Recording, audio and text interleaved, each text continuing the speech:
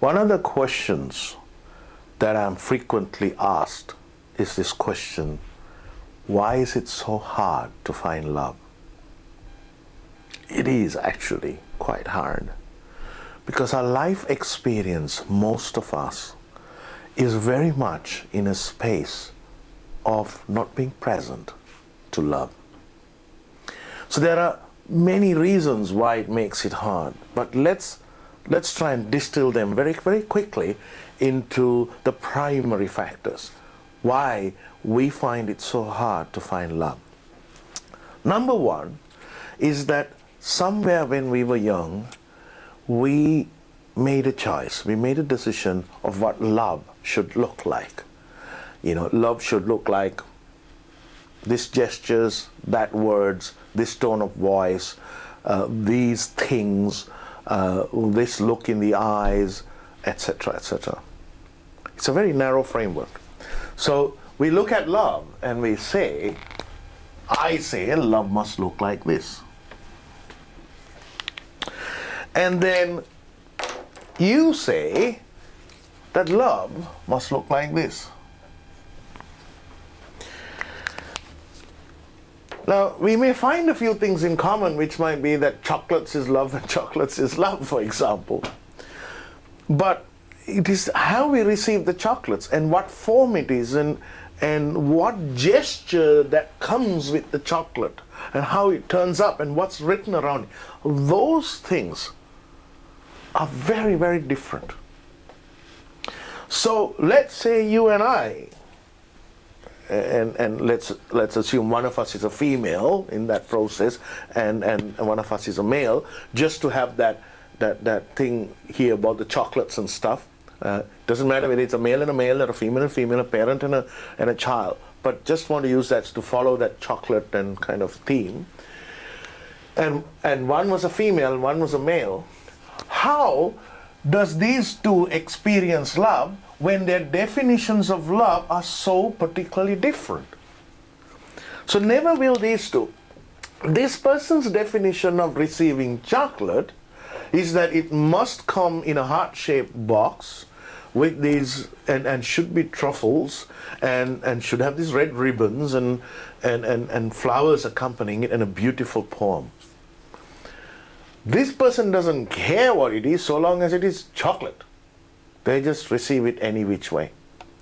So if this person receives chocolate without all the strings, then it is not a loving experience.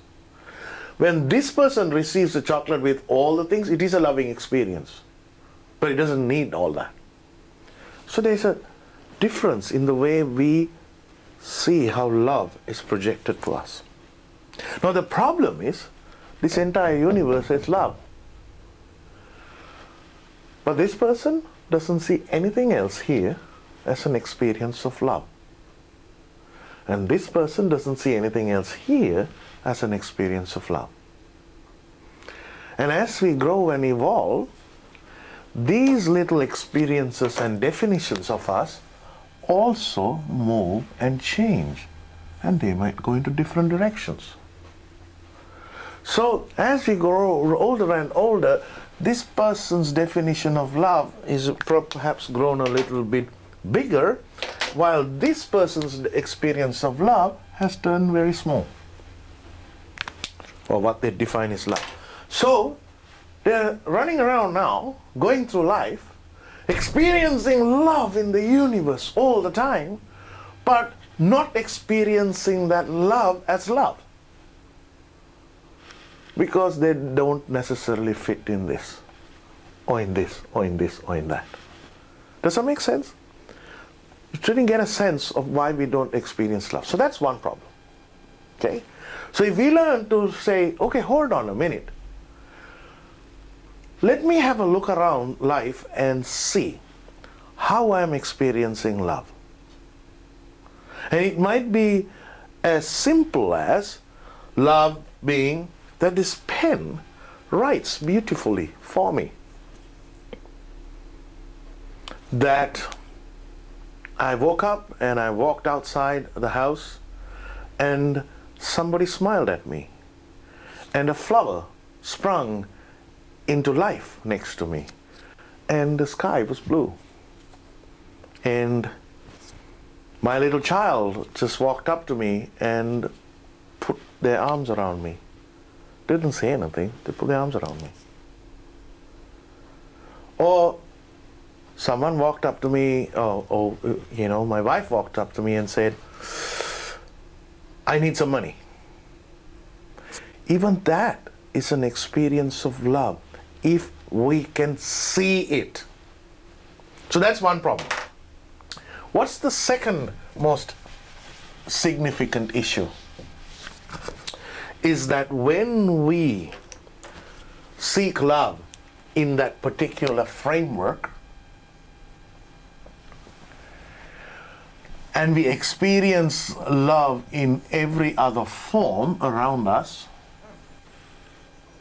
we actually turn and define these experiences as not love. So you get it? It's not just seeing that is the only experience of love, but also defining all of this as not love, not. So what happens to us is now we're walking through life, and life is loving us all the time, and it's happening every day, every moment. But we can't see that. We are sitting there and saying, that's not love. Know this. The opposite of love is indifference. It's not hate. It's not anger. It's not jealousy. It is indifference. And when the world is indifferent for you, to you, you will experience being unloved. But the world is very seldom indifferent to you. It is you who is indifferent to the world. But the world is not indifferent to you. And if you can get present to that, then you will never have to seek love. Then you will have joy in every moment as you walk through life, experiencing it and knowing that it is love coming your way in every direction. They said, I used to study with a great teacher who was a warrior, and in his first years of his life, he was not a warrior, he was a destructive human being who set out and slaughtered and killed many people.